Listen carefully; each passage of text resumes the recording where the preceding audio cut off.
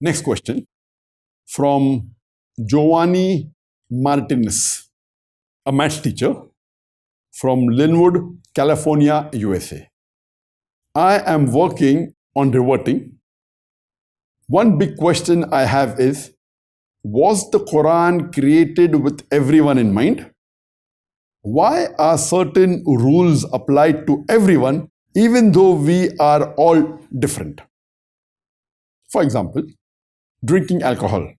I know it is bad because people get violent or can crash a car, but what if a person doesn't act violent and knows how to control and not to be drunk? Are those people allowed to drink moderately? It's a very important question asked, that is the Quran meant for everyone? Is it a book for the whole of humanity? And if so, then why are the rules the same? She agrees that the rule laid by the Quran not to drink is correct for most of the people, as many get drunk, they may have an accident when they drive the car if they're drunk, but there are people who can drink and not get drunk. There are people who, after drinking, they can drive the car and not have a crash or an accident. So the question is the Quran meant for everyone? And if so, then why is the rule of prohibition of alcohol for everyone? As far as the Quran is concerned, the Quran is not only for the Muslims or for the Arabs, it is meant for the whole of humanity. Allah says in the Quran, in Surah Ibrahim, chapter number 14, verse number 52, that this is a book for humankind. Let them take warning therefrom. Let them know there is one God. Allah says in the Quran in Surah Baqarah, chapter number 2, verse number 185, Ramadan is the month in which the Quran was revealed as a guidance for humanity, as a criteria to judge right from wrong. Allah says in the Quran in Surah Zumar, chapter number 39, verse number 41, that Quran is the book for the whole of humanity. The Quran says in Surah Ibrahim, chapter number 14, verse number 1, that Quran is the book revealed for the whole of humanity, so that it may lead people from darkness to light. So the Quran is not meant only for the Muslims or the Arabs. The Quran is meant for the whole of humanity. Her basic question is that if the Quran is meant for the whole of humanity, then why are the laws same for all human beings? And the example given was the prohibition of alcohol. As far as the Quran is concerned, Quran does not prohibit everything for everyone. Certain things which are detrimental and harmful for most of the human beings, Allah has made haram. For example, alcohol. Drinking alcohol is haram for everyone. Zina, adultery, fornication, haram for everyone. But certain things which are harmful for some and not to majority, the prohibition is limited. Allah says in the Quran in Surah Baqarah chapter 2, verse number 168, that, Ya ayyuhan nas, O humankind, eat of that which is lawful and good. That means Allah is telling in the Quran to the whole of humanity, eat what is lawful. Lawful means permitted generally to all the human beings. What is unlawful, don't have it. What is prohibited, don't have it. What is prohibited? Alcohol is prohibited. Having poisonous thing is prohibited. Gambling is prohibited. Zina, adultery, fornication is prohibited. It says, have the food which is lawful and good. So amongst the food which are unlawful are prohibited. Now we come to know that certain food may be good for some people or may be good for majority, but may not be good for certain people. For example, sugar is good for energy. It is good for a normal human being. But if a person has diabetes, then sugar is not good for you. So having sugar in excessive level, if you have excessive diabetes, a high category of diabetes, according to Islam, you should not have sugar. But for other people, it is good. So you can have sugar. So general ruling is what is bad for the majority of the human beings becomes prohibited. Coming to your question, that alcohol, Many people get drunk, but some people don't get drunk. Many people, when they drive the car, when they are drunk, they can do an accident. Some people don't. So what if I know that I can drink alcohol and drive the car and know I will not have an accident? So why should alcohol be prohibited for me? Your question is exactly similar to a person. A villager comes to a city and he sees the traffic signals, the red, the green, and if red means you have to stop, green you have to go. Then he sees the signal and he asks the question that why is the person who breaks the signal fined? When the person who comes at the traffic signal, he sees the red sign. A person can see very well that no car is coming from the right, no car is coming from the left, no car is coming from the front, and he breaks the signal. Then why does the policeman give him a fine? The reason is that if it's a red signal, means that there are other cars permitted to go either from the left direction or from the right direction or from the front. You should stop. Even though you can see that there's no car coming, you cannot say that I know that if I break the signal, I will not do an accident. And you may be correct. But you have to follow the rule of the country, because to let the traffic flow smoothly, there has to be a rule and regulation.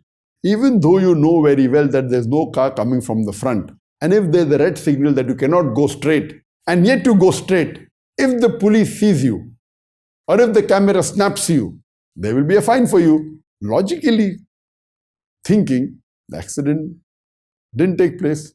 So why should the police fine you? Why should the camera click the photograph of your car and give you a fine later? Logically, with a limited logic, a person coming from the village will think it is absurd. But the person who lives in the city and who is intelligent will know this is the rule of the law. When you have a rule, what you do to prevent traffic, you have a signal. When you are preventing the accidents to take place, most of the time, it will be good for you. Sometimes you may waste a few minutes because the signal is showing red color. Even though there are no cars, but this is the system. Though if you go straight or you go on the right, there will not be an accident, but you have to follow the rule for the uniformity. You cannot say that I am sure that there is no car in the front and there will not be an accident. And the police is also sure, but this is the rule. That normally when the other cars are permitted to go, there may be a car coming fast from the left which you may not see, and there may be an accident, the chances may be less. This is the rule. So similarly, Allah subhanahu wa ta'ala is our creator. He knows what things are good or bad for the human beings. He is our creator. He is more knowledgeable than the best of doctors in the world. As a general rule, when you have intoxicants, alcohol, whiskey, rum, what happens? In the human being, there is an inhibitory center which prevents you from doing things which are wrong. For example, if you want to go for the call of nature, your inhibitory center will tell you, don't do it here, go to the washroom and go for the call of nature there. Now, when you're intoxicated, this inhibitory center is inhibited. So, you may do the call of nature in your clothes in front of everyone. The inhibitory center tells you that these are your elders, you have to respect them. When you're intoxicated, the inhibitory center is inhibited. You speak with abusive language to your elders, to your parents. So Allah subhanahu wa ta'ala knows very well what are the ill effects of alcohol. And there are a list of diseases that can take place. Cirrhosis of liver, esophagus, cancer of the stomach, and the list is long. You can refer to my talk on dietary laws in Islam, where I've described in details all the diseases that can take place. And according to the World Health Organization, every year, about 3 million people die only because of intoxicants. And you know very well, all the human beings don't have intoxicants. More than 25% of the human population are Muslims. And almost all the Muslims don't have alcohol. There may be a few small percentage. But as a whole, we are the largest community of teetotalers that don't touch alcohol. So though maybe less than 50% of the people may be having alcohol, but the number of deaths every year are more than 3 million. How do you know that when you have alcohol, you will not get intoxicated? Every alcoholic that you meet, Initially, he started drinking as a social drinker. No alcoholic said that he will become an alcoholic and he started drinking. All the alcoholics, when they start drinking as social drinkers, and most of them end up being alcoholics. How do you know whether you will get a disease or not? But the statistics, they tell us that majority of the people who have intoxicants, they have various diseases. And Allah is the creator. That's the reason, even if you say that I will have one peg and I will not get intoxicated, so why should alcohol be prohibited for me? What guarantee can you give that you will have only one peg? It's an addiction. Possible you have a lot of self-control. Many a time you can. But even if you get intoxicated once in a lifetime, and in that state of intoxication, if you commit incest means having sexual relationship with your close blood relations, mother and son, father and daughter, brother and sister, can you forgive yourself? And today, the statistics tell us that majority of the people who do incest, most of them, they are in a state of intoxication. So, when Allah subhanahu wa ta'ala knows that those things which are more loss, as Allah says in the Quran, the first verse on intoxicants to be revealed in the Quran wasn't prohibiting intoxicants. The first verse regarding intoxicants to be revealed in the Quran was Surah Baqarah, chapter 2, verse number 219, which says that in the intoxicants there is profit and loss. But the loss is more than the profit. When this verse was revealed, it only gave an indication. In the intoxicants, there is profit as well as loss. But the loss is more than the profit. The second verse on intoxicants that was revealed was Surah Nisa, chapter number 4, verse number 43, which says that do not pray when you are intoxicated. That means intoxicants became prohibited only during the time you have to offer salah. Indirectly, since a Muslim has to offer 5 times salah, he could not have intoxicants at daytime.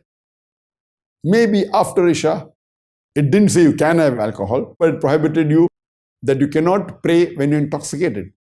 That means a person could have alcohol after Isha Salah, and maybe before Fajr Salah he'll become sober. It's not saying you can have, but says during prayer you cannot come intoxicated. And the final prohibition came in Surah Ma'idah, chapter number 5, verse number 90. Ya ayyuhalladhina amanu, O you believe, innamal khamru wal maisuru, most certainly intoxicants and gambling. Wal ansabu wal azlamu, dedication of stones, divination of arrows. Risum min amili shaitan. These are Satan's handiwork. Fashtanibu la'allakum tuflihun. Abstain from this handiwork that may prosper. So here, when Surah Ma'idah chapter 5 verse number 90 was revealed, then the final ban on intoxicants came. Before that, it only gave indication that in it is loss and profit, loss is more than profit. Then came the indication, do not pray when you're intoxicated. And final ban came that it is totally prohibited. And once this verse of the Quran was revealed, barrels of alcohol were thrown on the streets of Medina, never to be filled again. And today, the world knows very well the ill effects of alcohol. Yet, it's permitted. Why? More than a century ago, in USA, they had planned to ban alcohol. And they had banned it for several years. But unfortunately, there was bootlegging. The government was going to collapse. They had to again get it back. Which medical doctor in his true sense would ever agree that intoxicants, alcohol, whiskey, these are good for health? It's not. It has the kick. That's it. So Allah subhanahu wa ta'ala, who's the creator, who knows what is good and bad for the human beings, He has set this rule. So because the Quran is for whole humankind, that's the reason alcohol is banned for everyone. If the Quran wasn't meant for whole of humanity, it would have said, okay, this type of person who has very good willpower and this type of person who can abstain, okay, can have intoxicants. No. The Quran is for whole of humankind. It's a test. So because the Quran is for whole of humankind, there's the general rule. That's the reason when you're driving a car in the city, if the traffic light says red, even if there is a car in front of you or not, you have to stop. You cannot say there's no car in front of me, so why can't I break the signal? If you break the signal, you'll be fined. Similarly, whether you're intoxicated or not, because intoxicants are bad for health, Allah has prohibited you. If you drink it even once, you'll be punished. The same rule as for traffic signals and the rule for all the citizens are the same. Similarly, the Quran is meant for the whole of humanity, and Allah has made this rule common for all the human beings. Hope that answers the question.